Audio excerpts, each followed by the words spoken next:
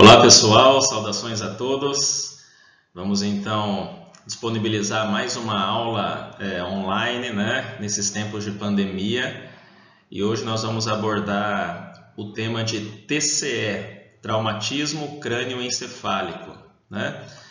Para quem não me conhece, meu nome é Ellison, sou médico neurologista, formado pela Secretaria Estadual de Saúde em Santa Catarina e especialista em doenças neuromusculares pela Unifesp, Escola Paulista de Medicina. Vamos lá, abordar um pouquinho de TCE. Qual é a definição do trauma crânioencefálico? Seria qualquer agressão gerada por forças externas capazes de ocasionar lesão anatômica ou comprometimento funcional de estruturas do crânio ou encéfalo. Então, basicamente, o TCE não é qualquer batidinha na cabeça, mas sim uma agressão capaz de oferecer um comprometimento funcional ou anatômico das estruturas do crânio ou encéfalo. Por que é importante nós estudarmos TCE? Porque é um fenômeno que acontece e está crescendo em toda parte do mundo. Além disso, o número de vidas ceifadas é extremo por causa do TCE. Se nós formos pensar, não somente as mortes ocasionadas por essa realmente epidemia, pandemia, como nós queremos dizer, mas sim o fato de impossibilitar as pessoas produtivas para o trabalho. Isso gera um ônus individual, um ônus familiar, um ônus para o país, para o estado onde a pessoa vive. Por isso precisamos oferecer um bom tratamento, mas mais que tudo trabalhar na prevenção, na profilaxia dos eventos graves. Vejam só, epidemiologicamente é a terceira maior causa de morte e incapacidade no mundo. Então é muita coisa. O TCE em si, quando o trauma ocorre no encéfalo, acontece no encéfalo, nós temos uma associação, uma responsabilidade por 30% dos óbitos associados ao trauma. Portanto, de toda a espécie de trauma, de todo o mundo de traumas que nós temos, em 30% das vezes a pessoa morre por conta do TCE. Deixar claro que existem 3 picos de incidência.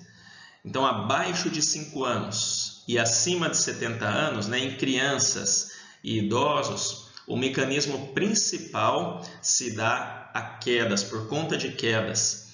E entre 15 e 24 anos, nós temos aí os acidentes automobilísticos, incluindo aqui os pedestres, mas também a violência e esportes entram também na estatística entre 15 e 24 anos, Então, nos picos, nos extremos de idade, quedas principalmente, são o principal fator etiológico para o TCE, e na idade jovem, entre 15 e 24 anos, nós temos violência, acidente automobilístico, incluindo pedestre, e temos esportes. Lembrando que o TCE é a principal causa de morte em pessoas abaixo de 25 anos. E nos Estados Unidos nós temos uma estatística que entre 7 e 10% dos casos está associado à violência. Então veja, mais de 50% dos casos de TCE graves estão associados a múltiplos traumas.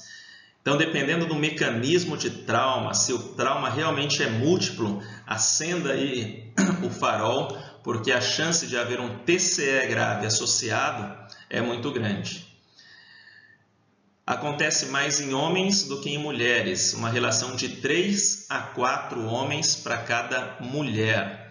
E em 50% dos casos, a pessoa que sofreu o trauma tem alguma influência de substâncias, principalmente no nosso meio o álcool, mas a gente não pode deixar de considerar outros tipos de drogas, ilícitas também. Como eu já mencionei a vocês as principais etiologias: acidentes automobilísticos, esporte quedas e violência. E por isso é uma pandemia, né, ocorrendo números alarmantes em todo o mundo. Nós podemos classificar de algumas formas quanto ao mecanismo, e é interessante que essa classificação aponta também para o prognóstico, tá? Então, com relação ao mecanismo, pode ser um TCE por atropelamento, né, por queda, seja... Aí a gente precisa considerar qual foi a altura, isso vai te apontar para o prognóstico. O local, houve alguma possibilidade de amortecimento, ele conseguiu, por exemplo, pôr a mão à frente antes de bater a cabeça. A queda foi em qual posição? Ele bateu a cabeça primeiro ou ele bateu uma parte do corpo e depois bateu a cabeça? Então esse mecanismo ele é importante para a gente também evidenciar prognóstico. O veículo envolvido e a velocidade, né? Como foi esse trauma? Ele estava de moto? Estava com capacete? Sem capacete? Estava de bicicleta? Como era a segurança do carro? Tinha airbag, né? O cinto de segurança ele estava usando? Então isso daí é importante. E dentro das possibilidades você vai procurar se informar para já entender um pouco sobre o prognóstico. Hoje nós temos que avaliar também as características de objetos lançados contra a cabeça. Isso pode ser faca, né, instrumentos pérfuro-cortantes, arma branca, melhor dizendo, mas também pode ser por arma de fogo. E aí, qual é o calibre da arma de fogo, qual a distância onde o projétil foi lançado, isso também vai te dizer respeito ao prognóstico. Em alguns países, eles se preocupam também com explosivos, né? Nas guerras, as questões relacionadas ao terrorismo. Então, esses são os principais mecanismos de trauma que nos mostram também sobre classificação e apontam para o prognóstico. O quadro clínico também vai apontar para o prognóstico. Existe uma amnésia após o trauma? Qual a duração dessa amnésia? Né? Qual foi o último evento que o paciente lembra antes do trauma? Houve perda de consciência? Nós sabemos que existe uma associação, uma relação entre perda de consciência e gravidade do TCE. Convulsão pós-traumática também é um sinal de gravidade. Olha só, sinais de hipertensão intracraniana, cefaleia, vômitos em jato, aquele vômito não precedido de náusea ou enjoos, né? O comportamento comparado ao habitual, houve mudança comportamental, a pessoa está confusa, ela está desorientada, ela está fazendo algumas coisas, algumas atividades de forma inadequada, então isso também te faz ligar o sinal de alerta. E por que eu estou mencionando isso? Possivelmente vocês vão trabalhar em pronto-socorro e na porta de entrada do hospital vocês vão ter que ficar atentos a isso, quanto ao mecanismo do trauma e com relação aos sintomas pós-trauma. Sabe por quê? Nós vamos conversar sobre o que chamamos de intervalo lúcido. Às vezes a pessoa vai estar conversando contigo e depois de alguns minutos ou poucas horas o nível de consciência dessa pessoa se rebaixa. E você precisa estar alerta, atento a isso. É possível que uma pessoa esteja bem, Glasgow 15, sem sinais focais, neurológicos, e você de forma precipitada seja tentado a dar alta para o paciente. Mas ei, analise, como foi o mecanismo de trauma? Foi um atropelamento?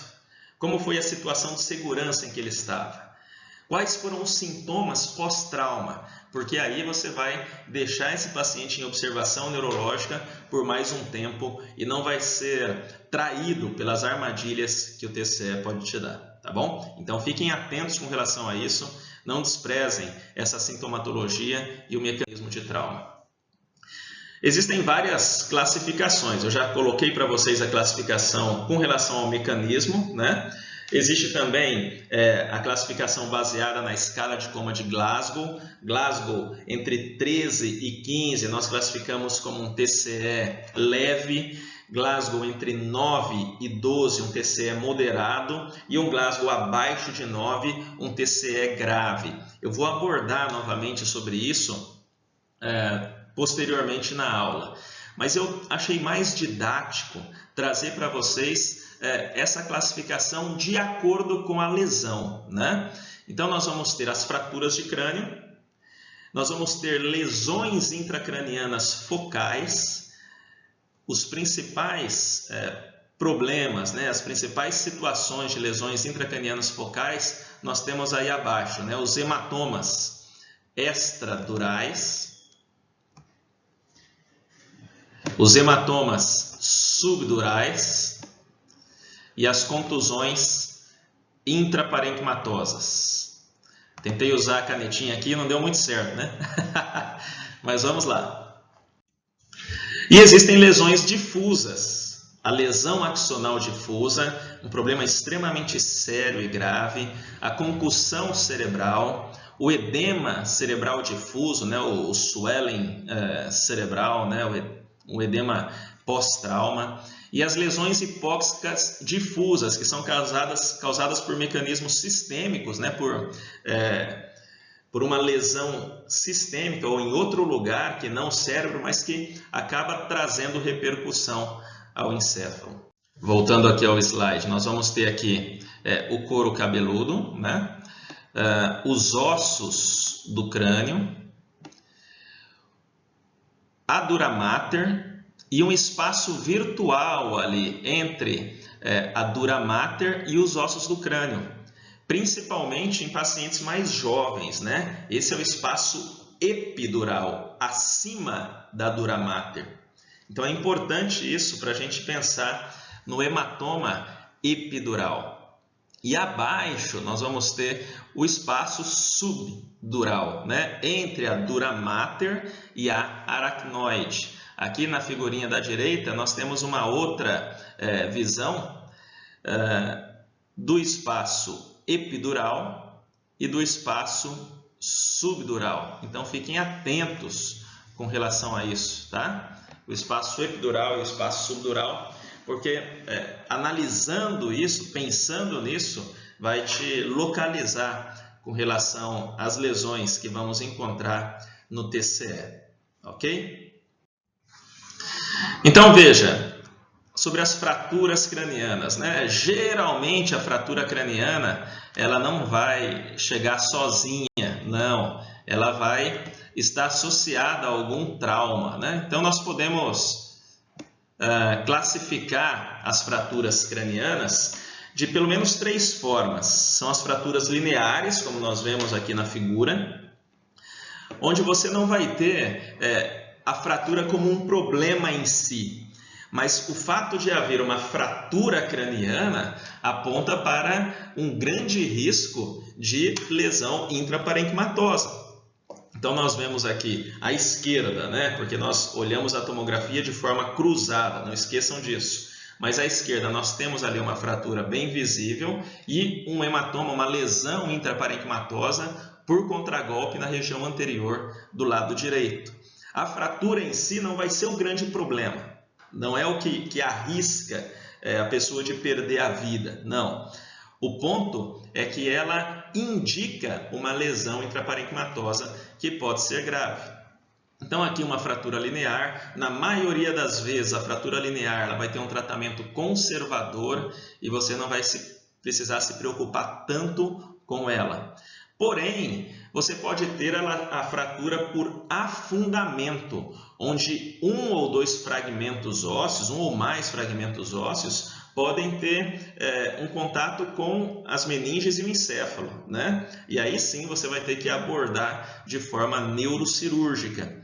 E você pode classificar como as fraturas cominutivas também, onde você tem vários fragmentos ósseos espalhados na meninge e às vezes entrando no parênquima cerebral. Isso realmente é bastante grave. Quando existe a laceração da pele, do subcutâneo, você já classifica esse tipo de fratura como fratura exposta, ok? Então, o grande ponto aqui é que as fraturas cranianas, elas, embora não sejam um grande problema do paciente, né, Você não vai precisar tratar de imediato na grande maioria das vezes, porém, para você quebrar o osso da calota craniana, a energia do impacto precisa ser extremamente alta.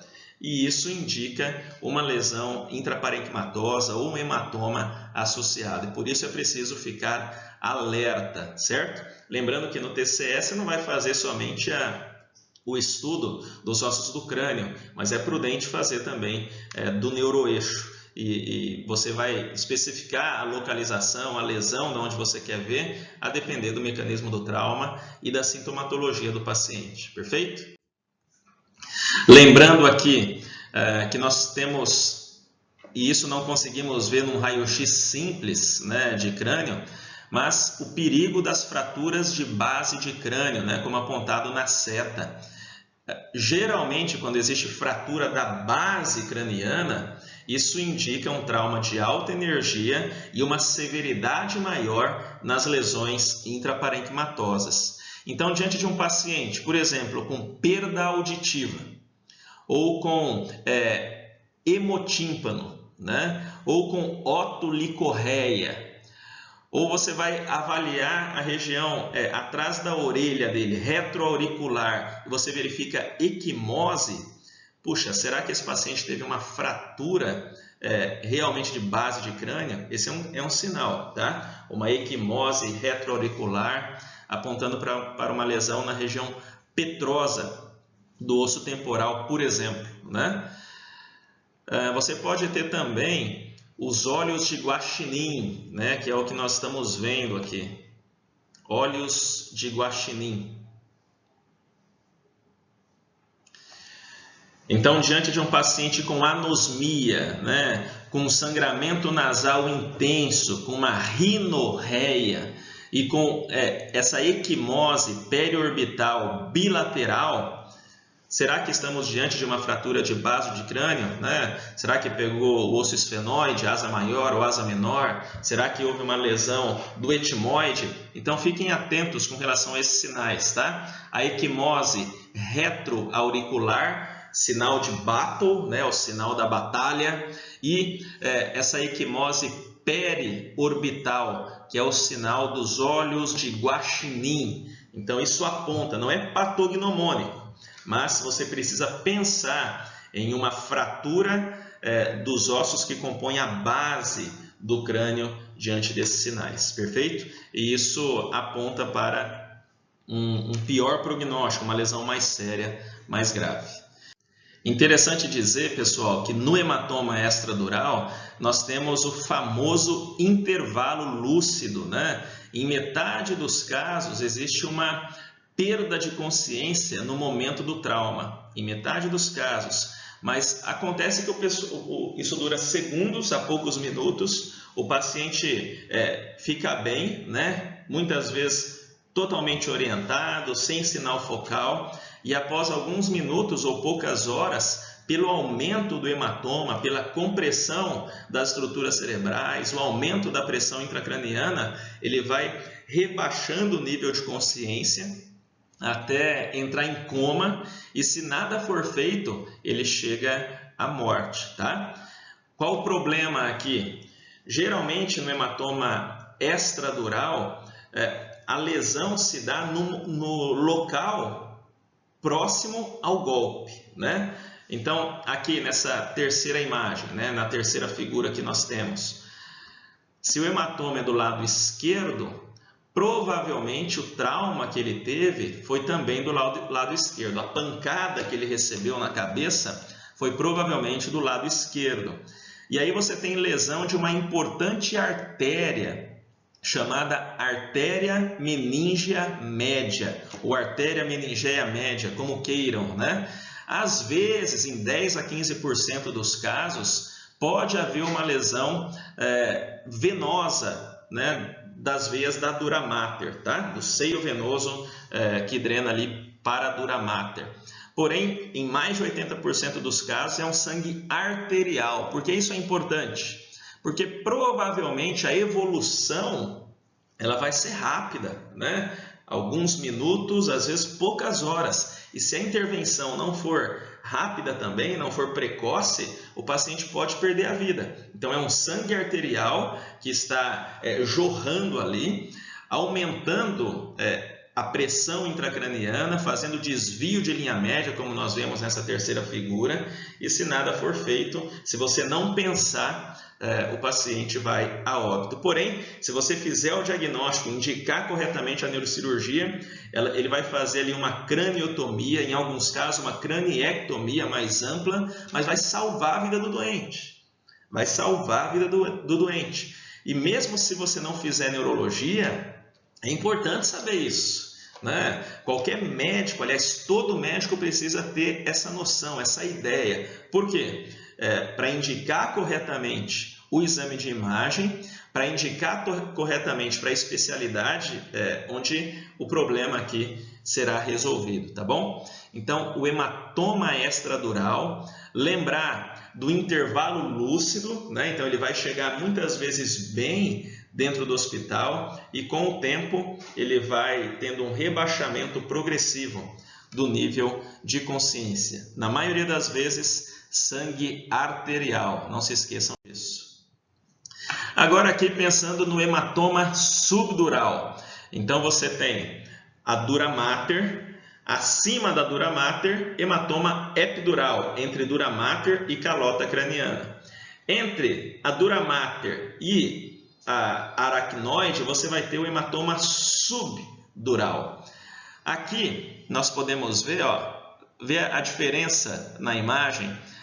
No slide anterior você tinha uma capa de meninge envolvendo o encéfalo. Aqui você praticamente consegue ver o encéfalo, porque a aracnoide e a pia mater, elas são muito mais finas e até parece que você tem o encéfalo ali na tua mão. Então veja, um hematoma, né, acontecendo e logo abaixo desse hematoma praticamente um contato direto com o encéfalo. Mas é claro que ali existem as meninges mais finas, né? A aracnoide e a pia mater. Na figura da direita você tem uma outra visão. Qual que é a diferença aqui? Na maioria das vezes, nós estamos diante de um sangramento venoso no hematoma subdural. São as veias ponte que ligam a aracnoide com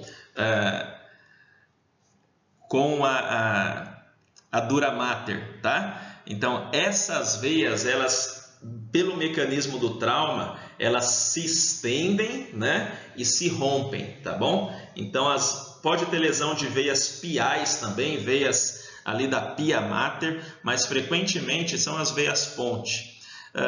Acontece mais em idosos, por quê? O cérebro é mais atrofiado, existe um espaço maior entre a camada de meninge e o encéfalo, e qualquer pequena batida ou mesmo um movimento de rotação ou de desaceleração já pode fazer um estiramento da veia e um sangramento, tá bom? Então, enquanto no hematoma epidural ou extradural nós temos na maioria das vezes sangue arterial, aqui no hematoma subdural nós temos na maioria das vezes sangue venoso. Lembrem-se que em metade dos casos, no hematoma subdural agudo, o que é o hematoma subdural agudo? Aquele que traz sintomas antes de 72 horas, né? Aliás, aquele que traz sintomas em até 72 horas do trauma. Isso é hematoma subdural agudo. Então, nessa situação, metade dos pacientes pode ter perda de consciência, tá? Metade dos pacientes, perda de consciência no momento do trauma. 1/4 dos pacientes chega ao hospital já com um importante rebaixamento do nível de consciência, praticamente em coma. Daqueles que não tiveram perda de consciência, metade deles terá um intervalo lúcido, da mesma forma que no hematoma extradural, tá bom? Então, o intervalo lúcido, embora seja característico do hematoma extradural, mas ele acontece com uma boa frequência também no hematoma subdural, certo? E qual que é o tratamento aqui? Isso vai depender. Se o hematoma subdural aumentar a pressão intracraniana, você precisa indicar rapidamente o procedimento neurocirúrgico, os colegas neurocirurgiões, porque será uma medida salvadora de vida. Em alguns casos, principalmente em pacientes idosos, com uma atrofia cerebral, também pacientes alcoólatras, nós sabemos da associação do álcool com atrofia cerebral, pode existir a cronicidade do hematoma, ou seja, os sintomas eles aparecem mais tardiamente, entre 15 e 30 dias após o trauma, e muitas vezes não haverá nem uma lembrança do que aconteceu, de como foi o mecanismo do trauma. Às vezes são traumas leves, são traumas pequenos, às vezes pela própria desaceleração e aceleração da cabeça, em idosos você já pode ter rompimento das veias ponte. Então é possível que nos hematomas subdurais crônicos não consigamos fazer uma relação causal com o trauma, certo? Em certos pacientes existe uma liquefação desse hematoma e aí você tem uma fina camada de sangue, né, liquefeito ali, na verdade, que nós chamamos de higroma. Pensando no hematoma subdural crônico, nós vamos avaliar na tomografia de crânio uma imagem mais hipodensa, pessoal. Aqui uma outra um desenho esquemático, né? Enquanto no hematoma extradural nós tínhamos ali aquela lente convexa, né? Ou biconvexa, essa era a ideia. Aqui nós temos uma lente côncava, acompanhando toda a região por onde desce o hematoma, tá? Então pode ser um hematoma extenso, ó, pegando desde a região anterior até a região posterior. Então esse aqui é um hematoma subdural. Aqui sim uma imagem real, né? Então vejam, um hematoma, vamos ver se eu não vou ter tremor aqui nesse mouse. Na verdade eu estou sem o mouse, estou aqui com o dedo, por isso está tremendo assim. Mas aqui um hematoma subdural e aqui na figura da direita a gente consegue ver um pouco melhor, né? Então veja, toda a região aqui com hematoma subdural. E nós vemos um apagamento do ventrículo, e um desvio da linha média, da esquerda para a direita. Esse paciente precisa de uma medida salvadora. E aqui, ó, tá vendo? Onde eu estou riscando, existe um hematoma subgaleal associado. Então, ele bateu a cabeça do lado esquerdo e teve o hematoma subdural também do lado esquerdo. E aqui o desvio da linha média. Com certeza uma hipertensão intracraniana acontecendo, né?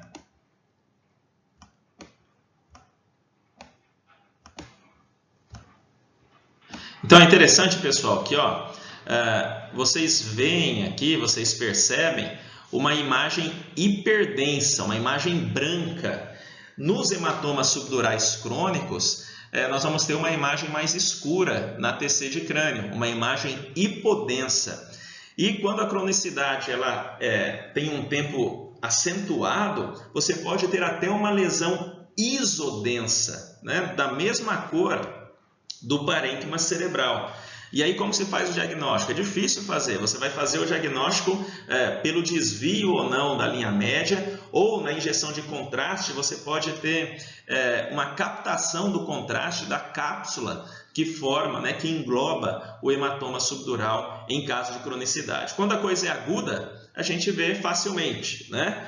Então, até quem não tem tanta experiência vê que tem alguma coisa errada ali, tem uma lesão hiperdensa, uma lesão branca, pelo menos chame ajuda, né? Mas quando a questão é mais crônica, talvez o desafio de enxergar na imagem isso seja um pouco maior, tá bom? Principalmente quando existe uma área isodensa, que só na captação de contraste você vai perceber que existe realmente uma alteração. Então é isso, hematoma extradural, lente biconvexa, intervalo lúcido. Agora hematoma subdural, lente côncava, também tem intervalo lúcido. Hematoma extradural, artéria meníngea média, sangue arterial. Hematoma subdural, são as veias ponte, ok?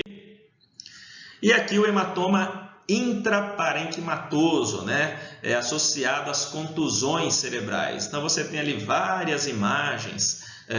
Aqui a primeira imagem do lado esquerdo, uma pequena contusão cerebral, né? Isso acontece por conta do contato de alta energia entre o parênquima encefálico e os ossos da base de crânio. Então aqui nas outras imagens, só para vocês terem uma ideia, né? Aqui uma craniotomia que foi feita, né? E você tem uma lesão hiperdensa, uma área hiperdensa de sangramento, permeada de uma área mais hipodensa, né? Isso aqui reflete o edema local. Aqui nessa outra imagem, ó, nós temos um hematoma subgaleal aqui, estão vendo? Um hematoma subgaleal e uma lesão por contragolpe intraparenquimatosa aqui frontal à direita.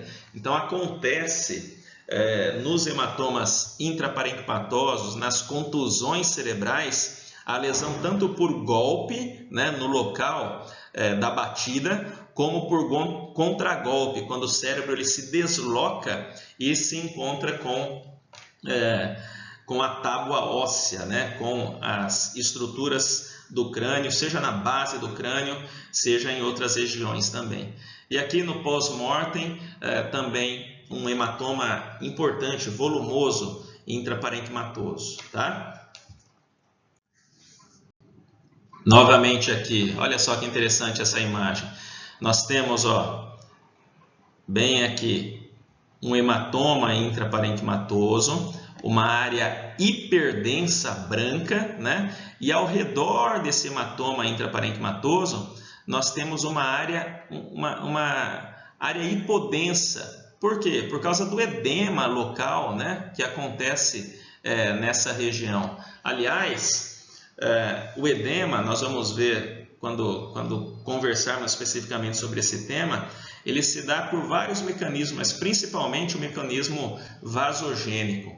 Mas o interessante nessa figura, ó, é que existe aqui um hematoma extradural de um lado e o hematoma intraparenquimatoso do outro lado. Então, uma lesão por golpe e uma lesão por contragolpe, né? Como eu falei a vocês no início da aula. Os hematomas extradurais comumente acontecem no local da batida da cabeça, no local do trauma, e de forma frequente os hematomas intraparenquimatosos eles ocorrem na região contralateral ao golpe, tá ok? Então nós saímos das lesões cerebrais focais, hematoma extradural, são os mais importantes, né? Hematoma extradural, hematoma subdural e lesão intraparenquimatosa, tá? Esses são os três mais importantes que nós vamos ver nas lesões focais.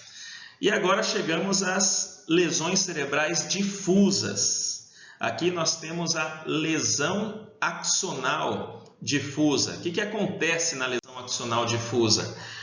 Por um movimento de aceleração e desaceleração, e da mesma forma, um movimento de rotação, né, sobre o próprio eixo, você pode ter uma quebra neuronal. Nós chamamos isso de cisalhamento do neurônio. Então, existe uma retração em bulbo do axônio. Isso reflete um dano em toda a estrutura do neurônio, incluindo seus canais iônicos, a configuração proteica que o neurônio tem, causando não somente uma lesão anatômica, mas uma grave lesão funcional. Então, lesão axonal difusa. Ela é classificada em lesão leve, quando existe uma perda de consciência até as primeiras 24 horas, de 6 a 24 horas, Ah, Ellison, por que não menos que 6 horas? Porque quando a lesão, a confusão, o rebaixamento da consciência é anterior às 6 horas, nós chamamos de concussão cerebral, tá? A partir das 6 horas até as 24 horas, nós chamamos de lesão axonal difusa. Após as 24 horas, a lesão axonal difusa é classificada em moderada ou grave, a depender dos sintomas neurológicos, né? Se houver uma lesão em descerebração, uma flexão anormal dos membros ao estímulo, nós chamamos de lesão axonal grave, tá? Caso contrário, caso não seja tão grave assim, nós colocamos como termo moderado. Mas, assim, não sendo uma lesão axonal difusa leve, nós já temos realmente uma gravidade, uma severidade neurológica importante, com possíveis danos funcionais para a vida daquele paciente, danos intensos, tá? E é interessante que, como é que se faz o diagnóstico? Diante de um trauma de alta energia, com rebaixamento persistente do nível de consciência, e um exame de imagem, seja a ressonância magnética, seja a tomografia, inocente demais, então você vê na imagem aqui, pequenos pontos, né? Pequenas lesões, pequenas alterações. O mais comum é que essas lesões sejam na substância mais profunda cerebral, principalmente na região de substância reticular ativadora ascendente, região de tronco cerebral, ali no mesencéfalo dorso-lateral, também na ponte, na sua região dorso-lateral, mas pegando o corpo caloso na sua região posterior, né? Então essas são as regiões mais acometidas diante de um impacto de alta energia, causando aceleração, desaceleração do parênquima cerebral e a sua rotação em torno do próprio eixo, tá? Não é uma lesão que a gente vai encontrar grandes danos na imagem, mas houve uma quebra do neurônio e uma perda completa de sua função. Então a lesão axonal difusa é extremamente grave. O paciente pode ficar em coma por dias, por meses, por anos, passar a vida toda em coma. Provavelmente é o que acontece com, por exemplo, o Michael Schumacher, né? O piloto de Fórmula 1 que, ao esquiar nos Alpes, teve um TCE importante, grave, batendo a cabeça numa pedra, né? Embora o quadro seja, como eu poderia dizer, não reconhecido por todos, não sabido por todos, mas certamente o que aconteceu foi esse mecanismo: acelerou, desacelerou, torceu. Cisalhamento neuronal, rebaixamento do nível de consciência, coma. No caso dele, provavelmente um coma vigil. Lesão axonal difusa, a sigla LAD. Quadro grave, quadro bem difícil. Quando ocorre uma lesão axonal difusa super leve, olha só, eu estou aqui extrapolando, tá bom, pessoal? É mais para ser didático. Mas quando essa lesão axonal difusa ela é super leve, ela é levíssima, nós vamos chamar de concussão cerebral. Então vocês veem, por exemplo, em lutas, né? Quem gosta de lutas, de MMA, muitas vezes o paciente, não, o lutador, ele leva um golpe na cabeça e ele cai desacordado. Aquilo é concussão cerebral. É uma lesão axonal difusa, porém de baixa intensidade. Nós vemos aqui, a concussão cerebral vai estar associada a trauma leve e comum. Existe uma alteração transitória, veja, é uma alteração transitória da função cerebral. Teoricamente, o que acontece aqui não é uma alteração da anatomia cerebral, mas transitoriamente o neurônio ele perde a sua função pelos mesmos mecanismos: aceleração, desaceleração, rotação. Na maioria das vezes, quando existe perda de consciência, ele tem a remissão em poucos segundos a alguns minutos.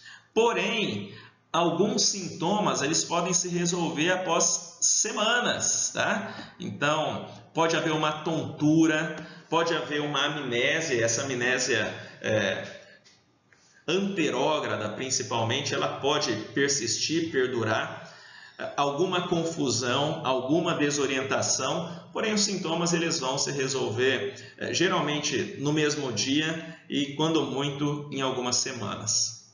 Nós temos uma associação da concussão cerebral de repetição, no caso de jogadores de futebol, né, que cabeceiam a bola, principalmente os zagueiros, nos lutadores de boxe, por exemplo, o nosso querido Maguila, né? Então tudo leva a crer que existe uma associação com doença de Alzheimer, com doença de Parkinson e com depressão, tá? As concussões cerebrais de repetição. Então vejam, embora seja um quadro leve quando acontece uma vez, a repetição desses casos não é tão leve. Isso pode aumentar bastante o índice de doença de Alzheimer e doença de Parkinson associado a traumas, tá? Na verdade, existe até um nome específico, né, da síndrome demencial associada a esses traumas. Então, saindo da lesão axonal difusa, da concussão cerebral, nós chegamos às lesões hipóxicas difusas, que basicamente são lesões em outras áreas do nosso organismo, são lesões sistêmicas até, mas que acabam trazendo uma consequência para o encéfalo.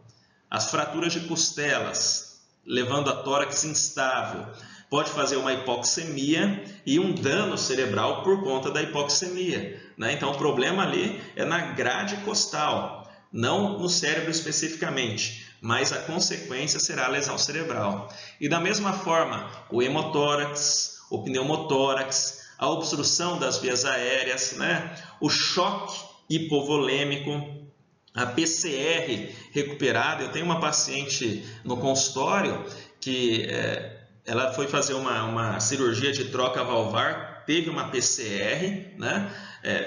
Foi reanimada com sucesso, por isso ela é minha paciente hoje, né?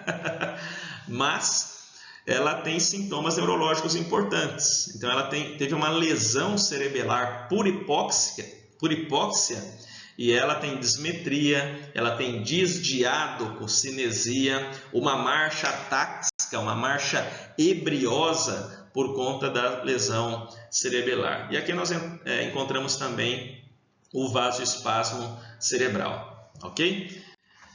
E o edema cerebral, né? O brain swelling, são edemas, na verdade é o edema que está associado ao trauma.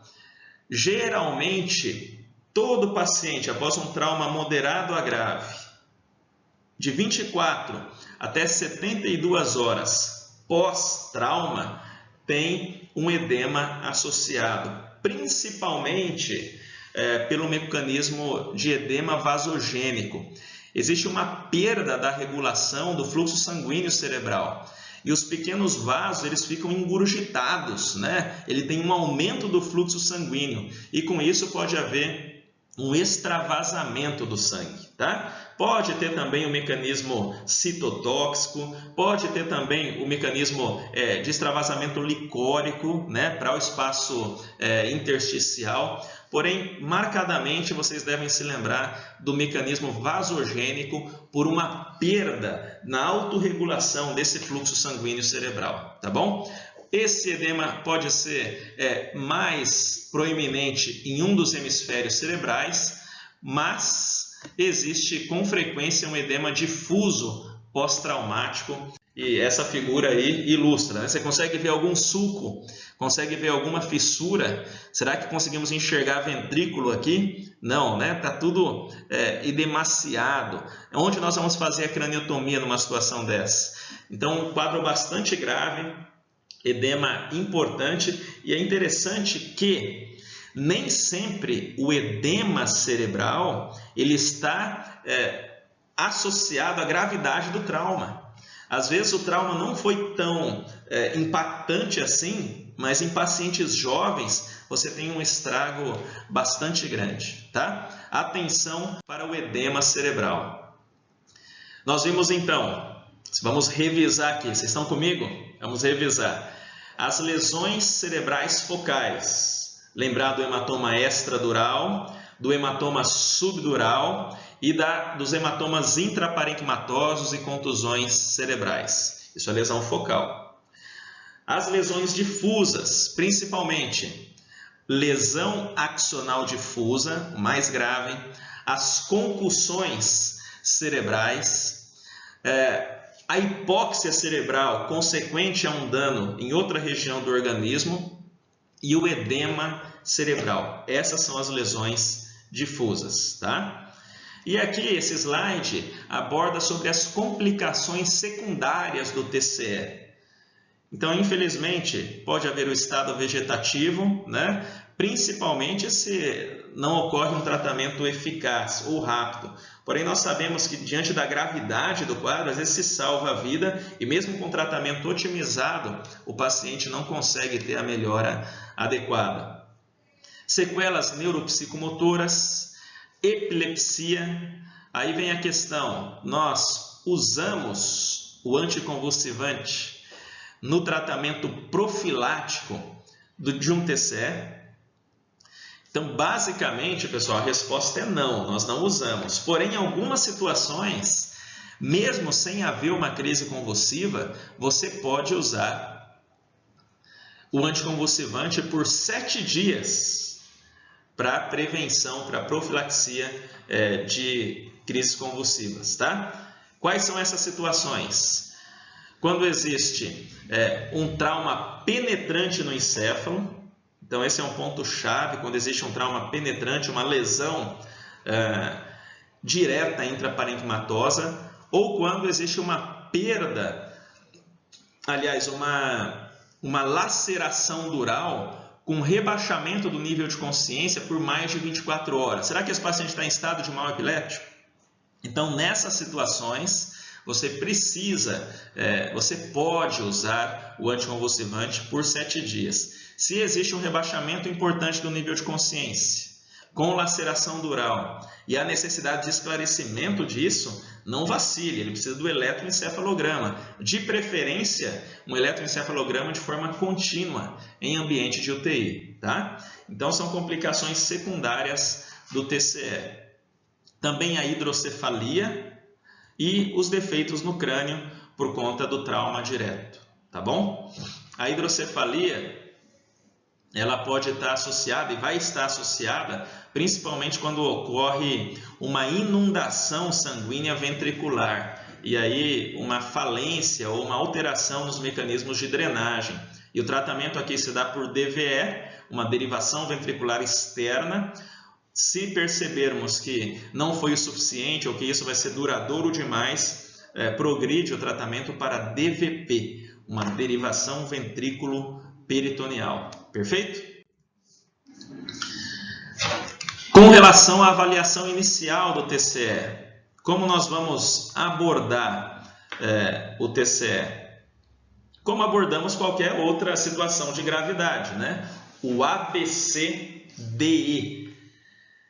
Se você estiver numa emergência, se você estiver num pronto-socorro e chegar um paciente vítima de trauma, você não vai inventar ali. Você vai fazer e seguir o ATLS. A, B, C, D e E. Então, o A, né, você vai garantir as vias aéreas. Esse paciente está rebaixado, tem um Glasgow menor que 9, existe um erro comum que acontece na emergência. Às vezes o paciente já está rebaixado com Glasgow menor que 9 e aí o colega de forma desavisada, ele fala, não, está respirando bem, está com 16 de frequência respiratória, ele está saturando 100%, eu não vou entubar esse paciente. Pessoal, está errado isso. Por quê? Se ele está com Glasgow abaixo de 9, nós sabemos com certeza que ele não tem mecanismos de defesa. Nós não sabemos, esse paciente provavelmente está com a barriga cheia, né? Ele é o paciente que tipicamente saiu da pizzaria, que comeu, foi andar de moto e teve um TCE. Então você precisa garantir a via aérea, proteger a via aérea desse paciente. Ele não tem um mecanismo de tosse efetivo. É um paciente que, se aumentar a pressão intracraniana, ainda mais com barriga cheia, ele vai vomitar e vai broncoaspirar. Então, Glasgow menor que 9 é sinônimo de intubação orotraqueal. Então você vai praticar aí a sua via rápida de intubação, né? Vai usar ali as drogas adequadas, né? Um opioide, vai usar um hipnótico. Ali, se você quiser dar um plus, vai usar o relaxante muscular também. De opioide, que geralmente nós usamos o fentanil ou midazolam, né? Numa dose adequada que não traga uma hipotensão importante para o paciente. Como hipnótico, uma opção, né? O neurologista usa bastante também o etomidato. Por quê? Porque o etomidato, nós temos alguns estudos dizendo que ele não causa uma hipotensão severa. E esse paciente ele pode estar chocado, a gente está preocupado com TCE, mas às vezes ele é vítima de politrauma e vai ter um sangramento no baço, né? Vai ter um sangramento em outra área do corpo, e se você causar ele hipotensão na sua intubação, ele vai a óbito. Então cuidado com isso. E como um relaxante muscular, a succinilcolina se usa de praxe, né? É uma preferência que se tem. Mas é claro, existem outras drogas que podem ser usadas, mas idealmente você vai ter o hipnótico, o opioide, né? O opioide, o hipnótico e o relaxante muscular nessa sequência, tá? Garantir vias aéreas. Se ele estiver chocado, você vai dar soro para esse doente. Né? Se o trauma for leve e a pressão estiver ali acima de 120, tudo bem, joga um sorinho 500 a 1000 ml. Né? Se a pressão tiver a sistólica entre 90 e 120, você vai ter que ser mais agressivo, 2000 ml de soro. Se estiver chocado demais, você vai usar mais soro e drogas vasoativas. Né? Vai ter que usar a noradrenalina concentrada para garantir um pico de pressão, né? Na verdade uma cabeça de pressão, melhor dizendo, de tal forma que na intubação você não choque o paciente mais do que ele está chocado, tá bom? Então avaliação inicial, UA, vias aéreas, fazer a ventilação do paciente, né? Então ali você não perde nada ventilando bem o paciente com tranquilidade, procurando mesmo nessa adversidade ter calma. Ventile ele ali 2, 3 minutos, você vai ter mais tempo para trabalhar a sua intubação. Cuide da circulação, então avalie se existe um choque hipovolêmico, né? O paciente teve um TCE grave, teve sangramento na cabeça e ele está chocado pelo sangramento da cabeça. Não, né? Com certeza não, por favor. Embora o TCE ele pode levar à morte e faz isso, porém ele não choca ninguém. O nível de sangramento ali não é o suficiente para chocar uma pessoa, ok? Então, se esse paciente está chocado, você precisa avaliar a lesão em outras áreas, em outros sistemas, mas o choque hipovolêmico não é do cérebro, não é do sangramento encefálico. Então avalie essa circulação, dê volume para esse paciente, se necessário, use as drogas vasoativas, ok?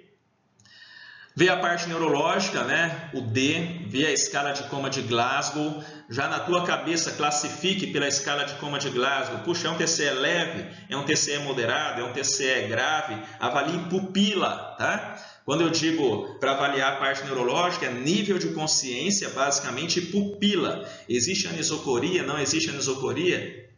E aí o E, você vai despir o paciente, verificar áreas de hematoma, de equimose, e se existe algum ferimento pérfuro cortante, se existe amputação de alguma coisa, se existe fratura, você vai expor e avaliar o paciente como um todo. Então não se esqueçam, ABCDE para qualquer paciente grave, incluindo aqui os pacientes vítimas de TCE.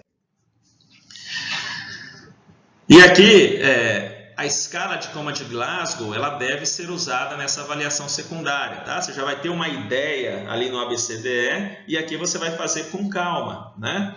Vai verificar se do ponto de vista neurológico existe uma assimetria de respostas. Imagina, se ele tem uma compressão do hemisfério cerebral à direita, você espera uma hemiparesia à esquerda, contralateral, uma assimetria de respostas. Novamente aqui a resposta pupilar, tem que olhar a pupila e agora, de forma rápida, mas num segundo momento, você vai jogar a luz na pupila. Será que existe uma paralisia de algum par craniano? Essa pupila está respondendo ao reflexo fotomotor ou não? Ao estímulo luminoso ou não?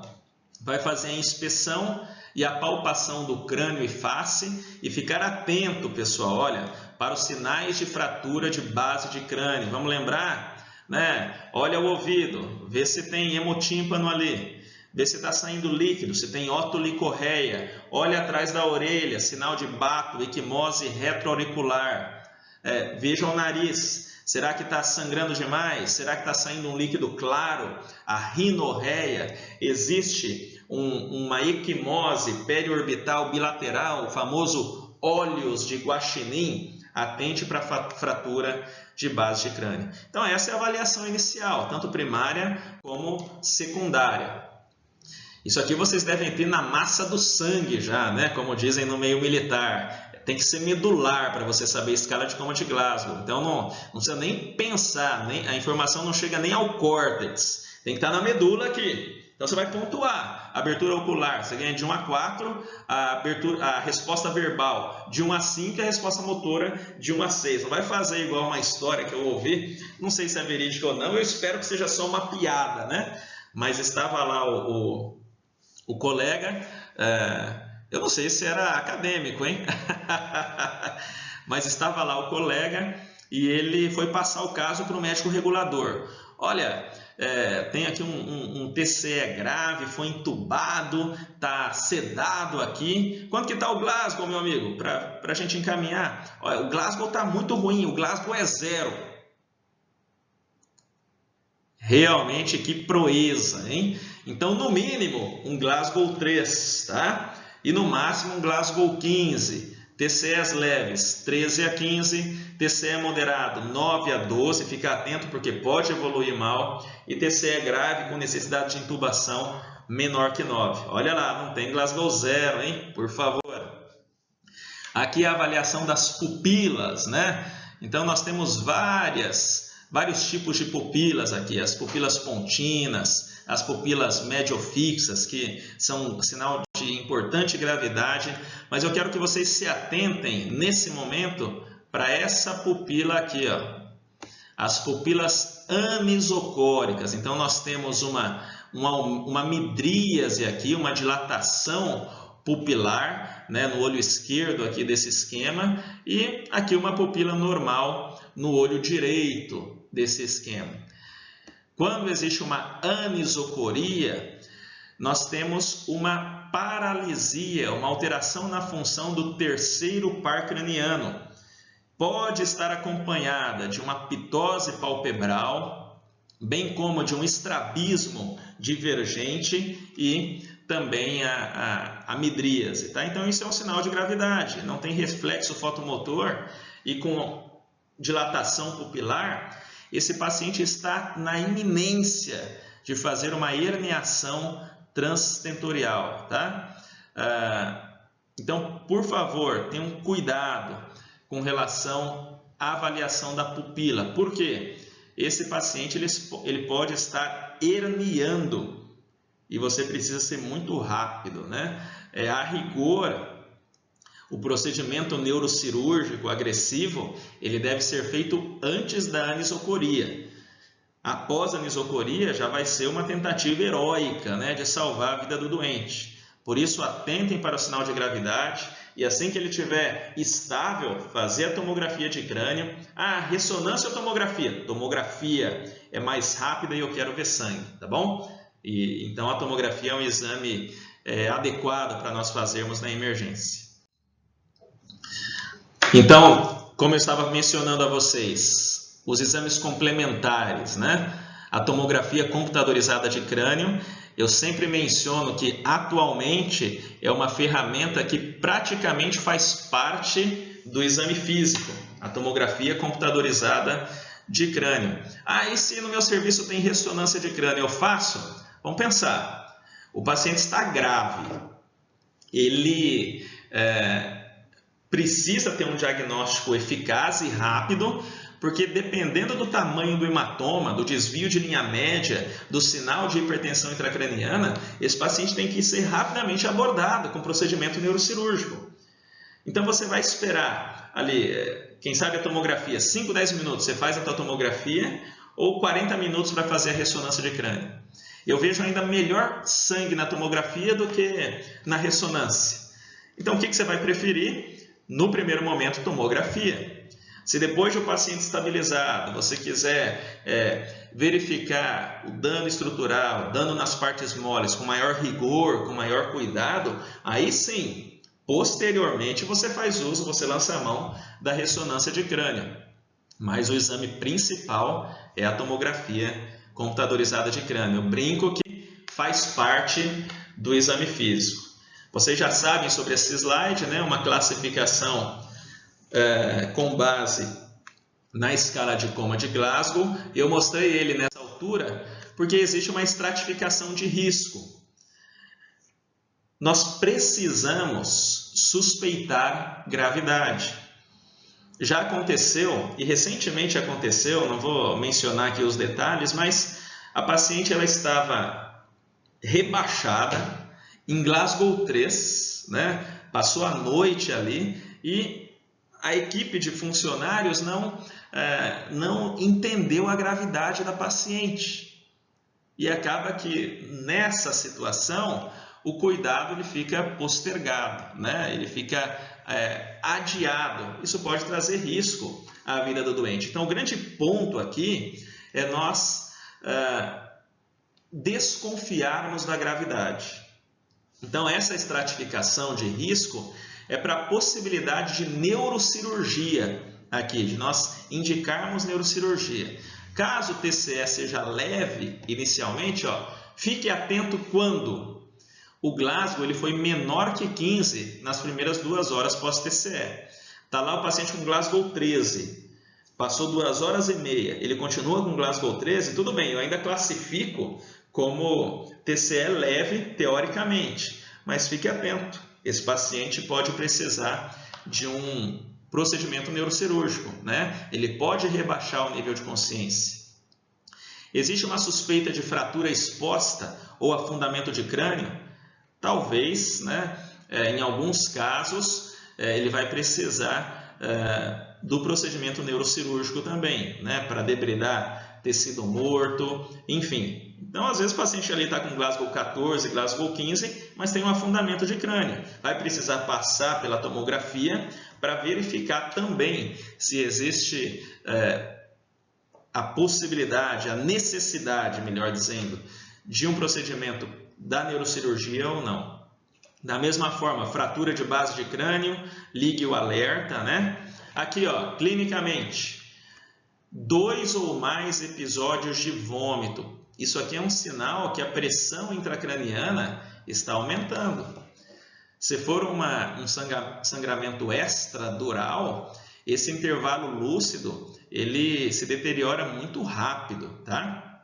E atentos também para pacientes idosos, né? Com 65 anos ou mais, principalmente, pelo risco de aumento desse volume do hematoma. Inicialmente ele vai estar bem, porque existe uma atrofia importante, mas no hematoma subdural agudo, por exemplo, ele pode rapidamente ter aumento da pressão intracraniana. Então são casos que inicialmente a gente classifica como um TCE leve, mas existe um risco para esse paciente piorar. Aqui nós temos uma amnésia anterior ao trauma maior que 30 minutos. Então, se a amnésia ela for prolongada, existe alguma chance desse paciente ser grave. Então, fique atento com isso. No slide anterior, nós vimos um alto risco desse paciente evoluir mal. Os dados de alto risco para esse paciente evoluir mal. Aqui nós temos dados para moderado risco desse paciente evoluir mal. Às vezes o trauma é classificado como leve inicialmente, mas o mecanismo de trauma é de alta energia. Então foi um atropelamento, uma ejeção do veículo, isso aqui é catastrófico, é bastante grave. A queda foi de uma altura maior que 1,5 m ou maior que 5 degraus, Isso aqui é um fator que nós precisamos ficar atentos, pois esse paciente pode ter expansão do hematoma e rebaixamento do nível de consciência. Atenção, pessoal, para crianças, se houver um Glasgow menor ou igual a 14, já tem indicação para tomografia de crânio. Então, em pacientes que têm uma perda pequena de Glasgow, ficou apenas confuso, você já indica tomografia para a criança. Na prática clínica, você ficou na dúvida e a criança, e mesmo em pacientes adultos, pessoal, a tomografia a gente tem disponível na maioria dos hospitais, mesmo em cidades bem pequenas com pouca estrutura, faz a tomografia. Peque pelo excesso e não pela falta. Existem armadilhas aqui, nós já falamos várias e várias vezes sobre o intervalo lúcido. Então, se você for errar, peque pelo excesso. Mesmo num TCE leve, você deve manter a observação desses pacientes por pelo menos 12 horas, tá? Por 12 a 24 horas. Então, para a gente finalizar, vamos relembrar aqui, né? Nós falamos com vocês sobre as fraturas de crânio. Então, são as fraturas lineares, falamos sobre as fraturas por afundamento, as fraturas cominutivas. Mencionamos com vocês algumas lesões cerebrais focais, o hematoma extradural, o hematoma subdural, o hematoma intraparenquimatoso com contusão cerebral. E também nós classificamos as lesões difusas, né? As lesões cerebrais difusas. Entre elas, a lesão axonal difusa, bastante grave, lesão por cisalhamento neuronal, a concussão cerebral, as lesões encefálicas por hipóxia e também o edema cerebral, pontuei aqui o edema vasogênico. Nós abordamos o tratamento inicial, sigam o A, B, C, D, E, avaliação secundária, pense melhor na escala de Glasgow, avalie melhor as pupilas e trate, né? Indicando com correção, né, com tranquilidade, o procedimento neurocirúrgico, caso haja necessidade. Então, baseado em tudo que nós vimos, nesse roteiro de estudo para vocês, as conclusões. O trauma crânioencefálico é um sério problema de saúde pública. Isso já foi falado pela epidemiologia. Não desprezem as armadilhas. Não desprezem as armadilhas. Usem a TC de crânio com cuidado. Mas olha, ela faz parte do exame físico nos dias de hoje. E claro, a prevenção sempre é o melhor remédio. Um aviso aí aos motoqueiros, né? Se não me engano, na T3 havia um motoqueiro na turma, pelo menos, né? Vem da moto, compre um Fusca, né? E ao sair de moto não use somente um capacete, mas use uma armadura para minimizar o risco, né? E uma armadura com airbag ainda.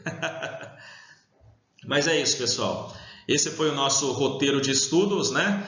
Eu sempre digo que o ideal é que nós tenhamos aula presencial, mas em tempos de pandemia, de forma a minimizar o dano para vocês, está aqui a aula por vídeo, tá bom? Compartilhem com a sala, com outras turmas, eu vou deixar esse conteúdo público para vocês. Um forte abraço!